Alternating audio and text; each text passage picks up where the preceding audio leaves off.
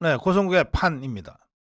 민주당과 민노총의 동반 침몰, 윤석열 대통령과 자유파의 전국 주도권, 이것이 이번 주의 흐름이었다고 저는 정리하고 싶습니다.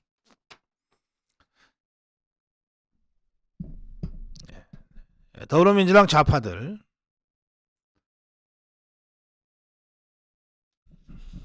뜻하지 않게 발생한 이태원 참사, 야, 이거 제2의 세월호다. 이러면서 이자들이 국가애도 기간 중에도 애도를 빙자해서 촛불 들고 윤석열 대통령 퇴진 압박 집회를 강행하지 않았습니까? 그런데 뭐 이태원 국조를 하자 뭐 하자 공세를 잔뜩 퍼부었지만 이태원 참사를 정략적으로 이용하려고 하는 좌파들의 정치 공세는 전혀 먹히지 않았습니다. 국민들이 용납하지 않았어요.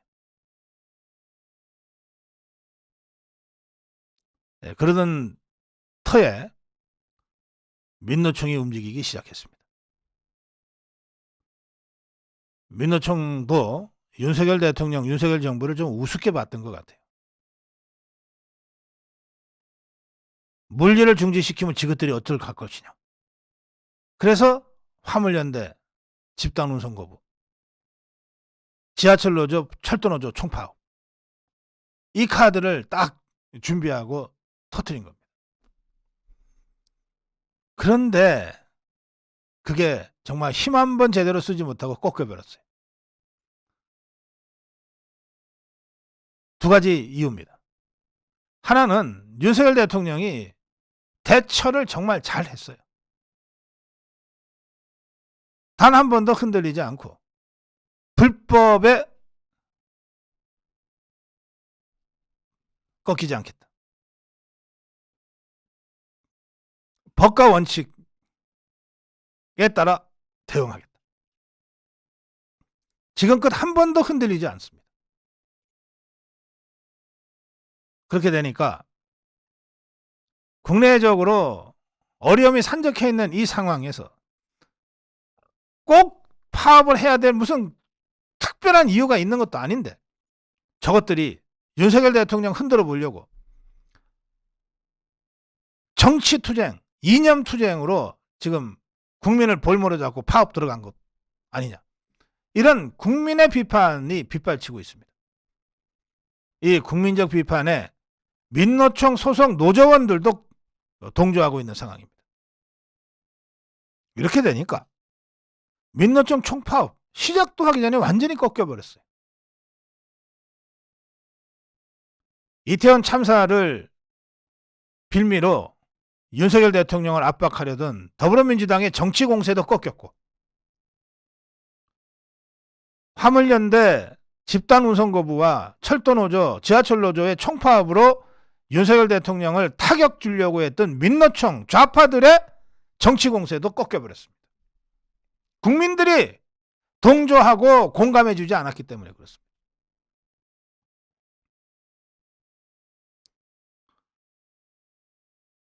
이러니까 윤석열 대통령 지지율은 오히려 상승하고 있습니다.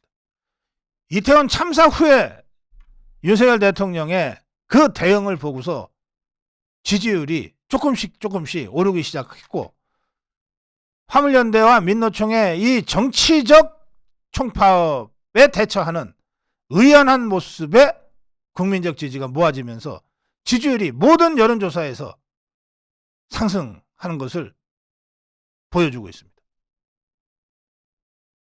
민심이 어디에 있는지를 분명하게 보여준 이번 한 주였습니다. 민주당은 말이죠. 저 뭐 하나 되는 게 없어요. 의석수는 169석이나 되지. 뭐든지 할 수 있는데 이것들이 하고 할 수 있는 게 하나도 없는 상태가 됐어요. 뭐든지 할 수 있어요. 국회에서는. 그러나 아무것도 못하고 있습니다. 국민이 두려워서요. 국민의 지지를 얻지 못했어요. 또 윤석열 대통령이 대처를 잘하고 있어서 그래.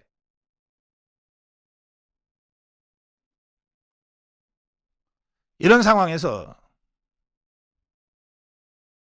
안 그래도 초조하고 답답한 민주당한테 정말 심각한 선택의 시간이 다가오고 있습니다. 그게 이재명 사법 리스크입니다. 정진상이 김영희가 구속된 데 이어 김만배까지 입을 열기 시작했습니다.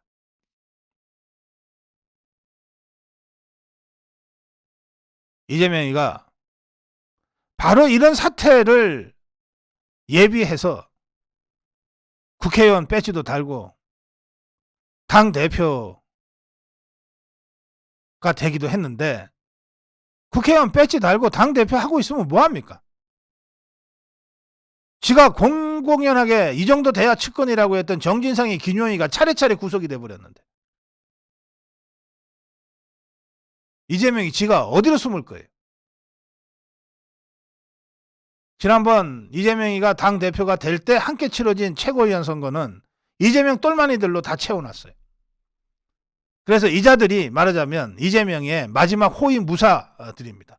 정청래, 박찬대, 장경태, 그 허접한 것들이 이재명의 마지막 호위 무사들인데, 이자들이 주도하는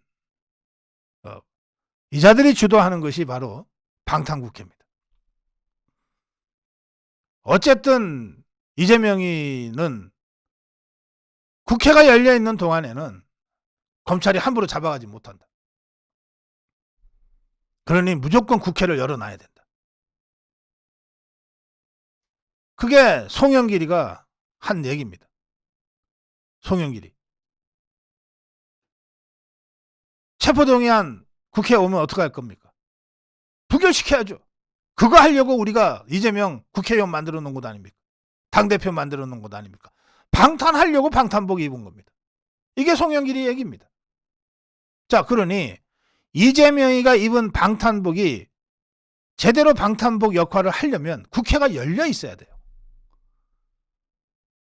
정기국회든 임시국회든 국회가 열려 있어야 검찰이 체포하려고 해도 체포영장을 바로 이재명이한테 보이고 데리고 가지를 못하고 국회에다가 체포동의안을 내놓고 기다려야 되는 거예요. 그러니 이재명 똘마니들 입장에서는 국회는 어쨌든 열려 있어야 되는 거예요. 그런데 이 국회가 12월 9일이면 정기국회가 끝나거든요. 법적으로 끝나게 돼 있어요. 100일 동안의 정기국회가 끝나면 그 다음날 다시 임시국회 여는 경우는 별로 없습니다. 1월 달쯤 가야 임시국회를 열지. 저것들도 쉬어야 되잖아, 연말 연시에.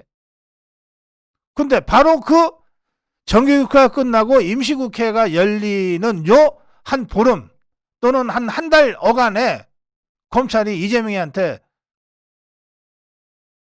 조사받으러 가자. 이재명이가 어떻게 할 거예요? 끌려가야지. 이 방탄조끼가 힘을 잃어버리는 바로 이 시기를 어떻게 커버할 거냐. 이 좌파들이 잔대가리 굴려서 내놓은 안은 바로 임시국회 소집하자는 거예요. 12월 9일날 정기국회 끝나면 12월 10일부터 다시 임시국회 하자는 거예요.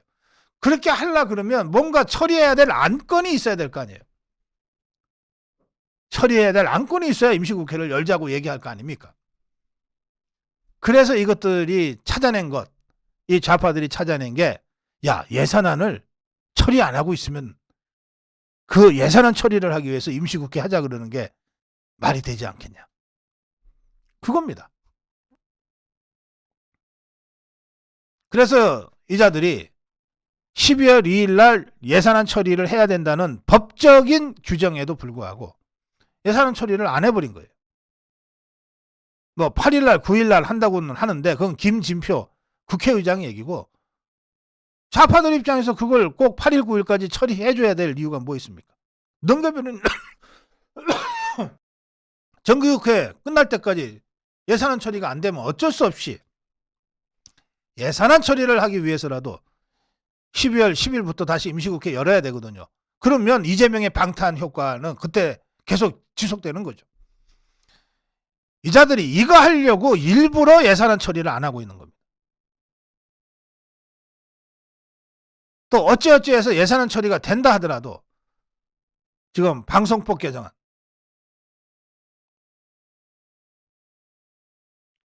무슨 이런 몇 가지 현안 가지고서 워낙 시급하고 중요한 법안이 있으니 임시국회 열어야 된다. 이러고 주장할 거 아니겠어요. 그렇게 해서 임시국회로 다음 9월 정기국회까지 계속 임시국회를 열어서 실제로 국회에서 일은 안 하지만 국회는 열려있게 만들어서 이재명의 방탄복이 계속 유효하도록 만들겠다는 게 이 허접한 이재명 똘마니들의 전략인 것 같아요. 이것도 전략이라면 전략이지.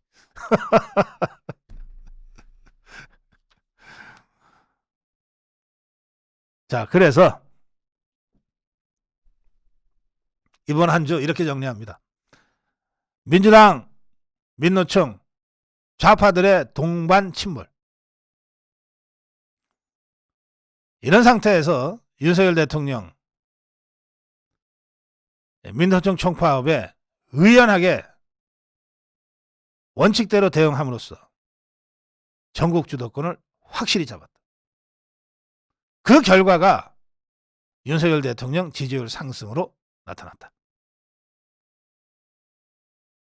고성국의 판이었습니다.